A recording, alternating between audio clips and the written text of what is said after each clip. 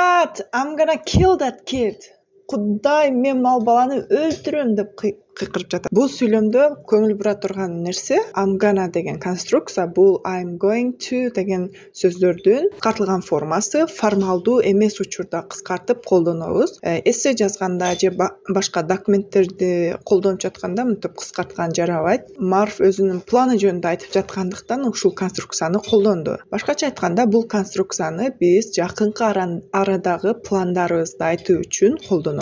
Мисалы, I'm gonna watch this video till the very end. Мен бұл видеоны аяғына чейин көрөм деген планыңыз бар. Кыскартпай айта турган болсок, I'm going to watch this video till the very end. Marv! Harry? Why the hell did you take your shoes off? Marv, why the hell do you take your shoes off? Marv, эмне үчүн бут кийимиңди чечип алгансың? Суроо past simple'да түзүлүп жатат. Кени did деген сөздөн байкасак болот. Hell did дегенди help деп кыскарт. Андан кийин why the hell деген бул каргануу, сөгүнүү иретинде колдонулат. Кыргызчасы жинургур. Take off деген бул үстүндө кийип турган кийимди чечүү. Why the hell you dressed like a chicken? Why the hell are you dressed like a chicken? Жинургур, эмнеге тоок окшоп калгансың? Же болбосо эмне үчүн тоок окшоп кийинип алгансың деген суроо болуп которулат. Бул present simple'дагы суроо to be dressed деген сөз колдонулат. Ал бир нерсеге кийинип алуу, кандайдыр бир кийимди кийип алуу.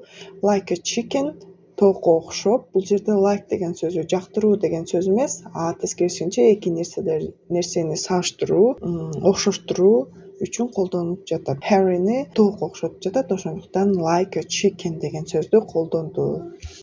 I'm up here, you morons!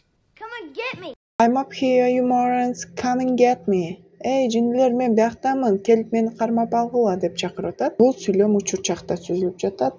Жана to be up here деген сөздү колдонду. Бул жерде бул moron деген сөз дагы бул каргануу, бирөөнү мыскылдоо, шылдыңдоо иретинде колдонулган сөз. Жинди, тентек деген кыргызча маанилери бар. Get деген сөздүн аябай көп мааниси бар, бирок бул учурда Кевин аны кармап алуу, тутуп алуу деген иретинде колдонууда.